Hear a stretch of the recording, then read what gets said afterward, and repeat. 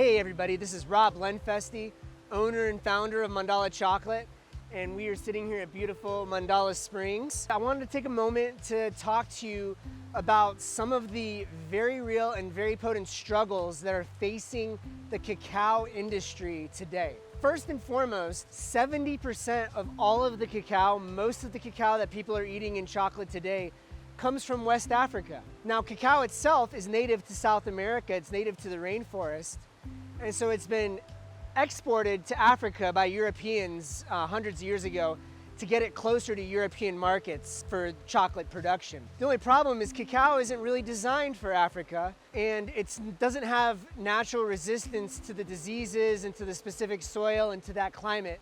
So it doesn't actually grow as well in Africa. And there's a few other problems that are happening. So because we're having issues growing cacao in Africa, it's not growing well. They're having to grow it in these huge plantations, and they're having to cut down their native forest in order to grow these big monocrops of cacao. Because it's a monocrop, it's denuding the soil of all of its nutrients. Basically, they're having to dump all kinds of chemicals into the cacao, herbicides, pesticides, and fertilizers in order to actually grow it. But that's not exactly working. For the last 100 years, they've been fighting a viral blight that's literally been killing plants, and the only solution they've had is to basically take out the blighted plants and put a new one in. And a lot of times the blight gets to the plants even before they are of an age where they can actually fruit. So they're having to create these huge plantations with more trees than they expect to need because they're gonna lose so many from the blight. And in order to make these big plantations, they're having to cut even more of the native forest. This is obviously a big issue. Cacao is designed to be an understory plant, growing amongst all sorts of other native species with healthy soil microbiology, and that's just not what's happening in Africa. Beyond that, the workforce, the labor force, there are 2.1 million, as of 2015, 2.1 million children ages 5 to 11 working in African cacao production. Some of these children, quite a number of them, are actually being sold and trafficked, so they are actually slaves. And this is appalling in so many ways. But it's not just the children. Even the adults who are getting paid a very small wage are as much as slaves because they are reliant on this very small resource that they are getting just to survive and to feed their families. And there's really nothing they can do but continue to live in these horrible conditions, making these terrible wages. Basically, what you have at that point is cacao, which when treated properly and growing in its proper conditions, is one of the healthiest foods on the planet.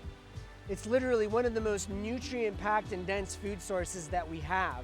And you grow it under these conditions, and not only do you degrade it of all nutrition, it's got fungal and viral blights that they basically have to use these rotting, blighted fruit because they have no choice. So you have these mycotoxins and other things that are integrated, and all of these chemical fertilizers and pesticides.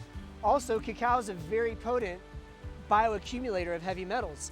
So in these denuded soils, lacking nutrients or any sort of biological filtration systems, you're getting basically all of that bioaccumulation of heavy metals. You take one of the most nutritive foods on the planet and you turn it into an anti-nutrient. You turn it into something that is poisonous.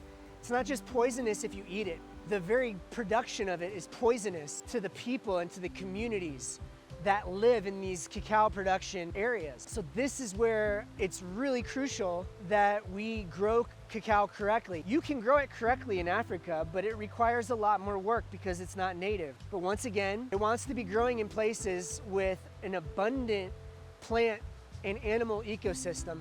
It wants rich living soil full of beneficial nematodes, bacterium, mycorrhizal fungus, and the entire ecosystem that creates that first line of immune system defense, makes all the nutrients in the soil bioavailable. The roots can just suck them right up. It creates the healthiest, most nutrient-dense cacao that we can possibly get. And it's a win for the environment. It's a win for the people. Happy, healthy people living in a happy, healthy environment, getting paid a living wage that allows them to thrive to pursue their passions and dreams and to live to a standard that we would wish for our children and our children's children, growing a crop in a way that will support future generations.